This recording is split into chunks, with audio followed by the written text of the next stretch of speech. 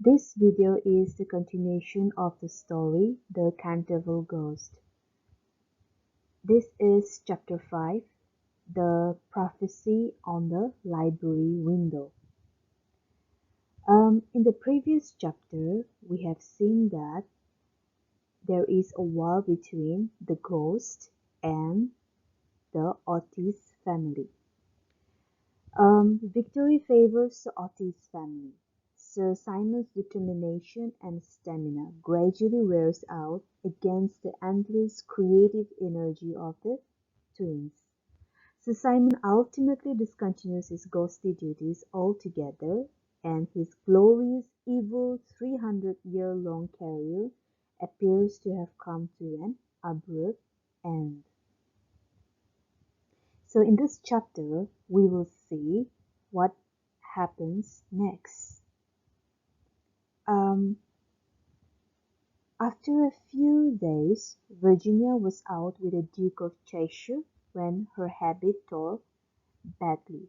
So we saw in the last chapter that the Otis family believes that the ghost is gone forever, and so they started to celebrate the peace in the house by inviting people, and they also invited the Duke of Cheshire. So we see in this chapter that Virginia and the Duke of Cheshire, they go for a horse ride. So when they went for the horse ride, Virginia's habit tore badly. Habit is a riding dress for a lady consisting of a full or divided skirt. Okay, so since her skirt was torn badly, on their return home, she made up her mind to go up by the back staircase so as not to be seen by anyone, because it was an embarrassment for her. As she was running past the tapestry chamber, the door of which happened to be opened, she thought that she saw someone sitting inside, and thinking it was her mother's maidservant, who sometimes used to bring her work there, looked in to ask her to mend her habit, her dress, okay, that was torn. To her immense surprise, however, it wasn't the servant, but it was none other than Canterville Ghost himself. He was sitting by the window, watching the ruined goal of the yellowing trees fly through the air, and the red leaves dancing madly down the long avenue. She saw that his head was leaning on his hand, and his whole attitude was one of extreme depression. Little Virginia's first idea was to run away and lock herself in her room, because he was so scary to look at. But she was filled with pity and determined to try and comfort him instead. So she went to near him, and she said, "I am so sorry for you, but my brothers are going back to Eton tomorrow, and then if you behave yourself, no one will annoy you." So she felt pity on him, and she was trying to comfort him, okay? And she was saying that her brothers will be going back to the school, to the hostel tomorrow, and so if you behave nicely, no one will annoy you. Okay? There will be no one to annoy you. At this, the ghost replied that it is absurd, asking me to behave. If I don't rattle my chains, if I don't make sound of my chains and groan through the keyholes and walk at night, then there is no reason, for me for my existence. Okay, that these things are the only reason for my existence. So how can you tell me not to do such kind of things? Okay. And at this, Virginia replied that it is no reason at all for existence, okay? And you have been very wicked, because Mrs. Ummi told us on the first day itself that you have killed your wife. And at this, the ghost replied that in an irritating manner, saying that Yes, I admit that I killed my wife and it was purely a family matter, okay? And there is not, that is none of your concern. To which Virginia replied that whether it is your wife or anyone, it is very wrong to kill, okay? Killing is wrong, so you shouldn't, kill anyone. At this, the ghost replied that his wife was very plain, that is, his wife was unattractive and ordinary looking, and she also doesn't know how to take care of his ruffs. That is, ruffs is our small detachable ruffle of fabric that would be attached to the neckline of a close fitting button jacket, okay? And he also said that she doesn't know how to cook, so because of that he had to kill her. And he also added that it was not nice of his brother-in-law, that is his wife's brothers, to starve him to death. Okay, even though he killed her, they shouldn't have starved him to death. To which Virginia was so filled with compassion, so she said, "Starve you to death? Oh, Mr. Ghost, I mean, Sir Simon, are you hungry? I have a sandwich in my case. Would you like it?" So, this shows that Virginia is a very sweet lady, okay? Sweet little girl, full of compassion. So when she saw that the ghost has been, starved to death, she offered him her sandwich, okay?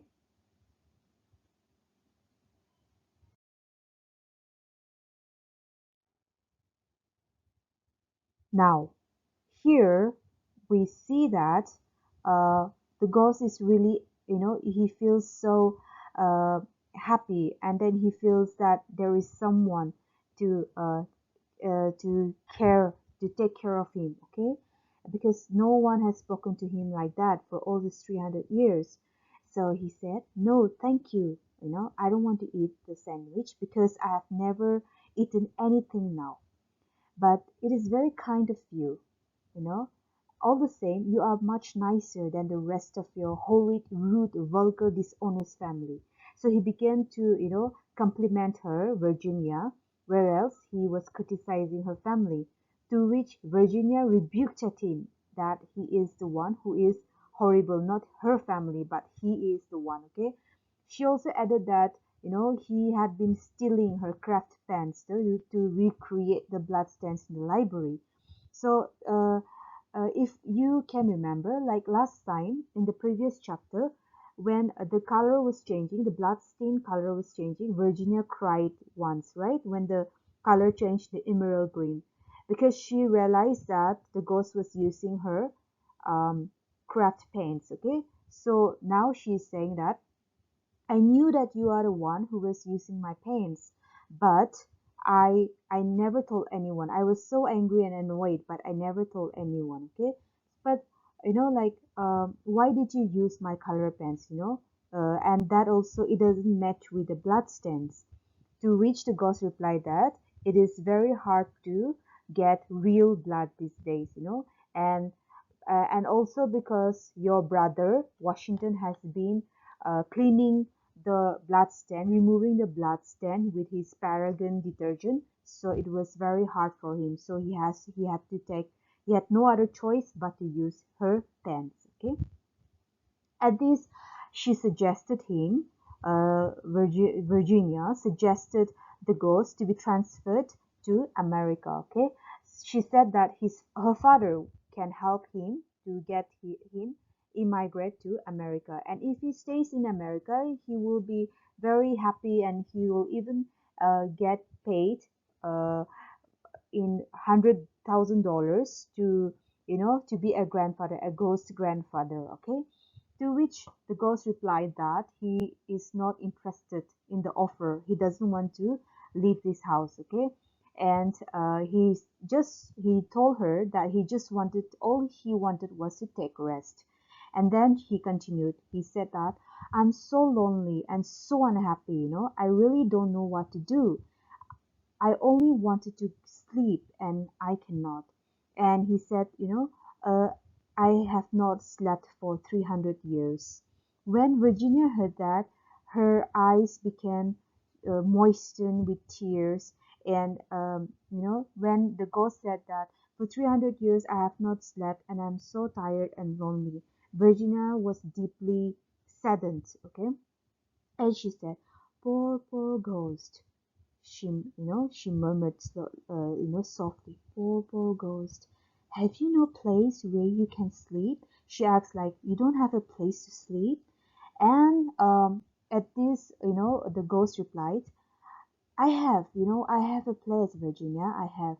And it's far away beyond the pine woods. There is a little garden, and there the grass grows long and deep. There are the great white stars of the hemlock flower, where the nightingale sings all night long. All night long he sings, and the cold crystal moon looks down, and the yew tree spreads out its giant arms over the sleepers. When Virginia heard that, her eyes grew dim with tears, and she hid her face in her hands. And she whispered, "Ghost, you mean the Garden of Death?" And at this the ghost replied, "Yes, you're right. I mean the Garden of Death." And he said, "But you can help me, you can help me to sleep. You can open for me the portals of the Death House. For love is always with you. I know that you love people, and love is always with you.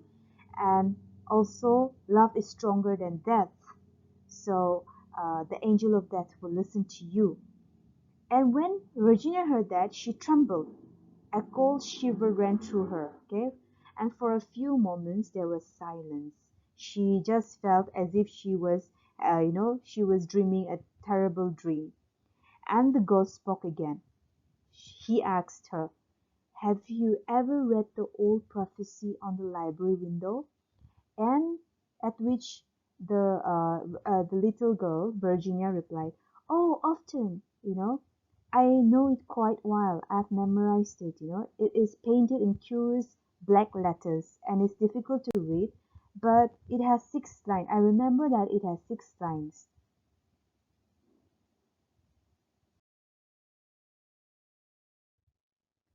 So here we see that the what was written on the library window. Okay, it was a prophecy. So it was written, "When a golden girl can win prayers from out the lips of sin, when the barren almond tree bears, and a little child gives away its tears, then shall all the house be still, and peace come to Canterville." So this was the prophecy on the library window. But Virginia said, "I have memorized it, I know it, but I don't understand." At which the ghost replied, I know what it means. Let me explain to you." And the ghost said, it means that you must weep with me for my sins, because I have no tears left. And you have to pray for my soul, because I have no faith. And then, if you have always been sweet and good and gentle, the angel of death will have mercy on me. You will see fearful shapes in darkness, and wicked voices will whisper in your ear, but they will not harm you. For against the purity of a little child the powers of hell cannot have any effect, because your soul is pure and you're full of love, so evil cannot do anything. Virginia did not make any answer, and she kept quiet for some time. And after some time, she agreed to take up the dangerous journey to the Garden of Death. She agreed to help the ghost, okay? When she said, "Okay, I will help you," to the ghost, when she answered that, the ghost was so happy, and then he rose from his seat with a faint cry of joy, okay, and taking her hand bent over it with old-fashioned grace and kissed it. His fingers were as cold as ice and his lips burnt like fire, but Virginia did not falter. She did not move, and he led her across the dark room, okay, and as they were going through the portal, towards the portal to the Garden of Death, you know, there were on the way, there were horrible animals with lizard tails, and there were little huntsmen that has become, alive from that paintings, and they were telling them, they were waving their hands, and they were warning them, warning her. They were telling her to go back, because they will never see her again. If she goes there, she will never be, she will not return alive. And to be, as they were warning her to be beware, and they were asking her, no, go back, Virginia, little Virginia, go back, don't go, and beware, beware, okay? And they were giving all kinds of warnings, okay? At this, Virginia was scared, so she closed her eyes, and the ghost held her hand more tightly, okay? And she did not listen to any of it, and she just closed her eyes and she walked straight, okay? When they reached the end of the room, the ghost stopped and muttered some words she could not understand. When she opened her eyes, she saw that the wall was slowly fading away like a mist, because the ghost was trying to open another portal, okay? And a great black cave was in front of her. A bitter cold wind swept around them, and she felt something pulling at her dress. Quick, quick, cried the ghost, or it will be too late. The ghost asked her to, you know, uh, get over, to travel, okay, from from the current place to into the portal, into the garden of death, okay, portal. So at this, um, Virginia came back to her sense, and then they both of them went into the portal, into the dark cave, okay. And when they did that, in a moment the wainscoting, the wall behind them, the tapestry chamber, closed, and the chamber was empty again, okay. So the next chapter, let us see what happens to Virginia and the ghost, whether the ghost gets salvation or not, or whether, Virginia is able to come back or not, okay. So that's all for chapter 5. Thank you.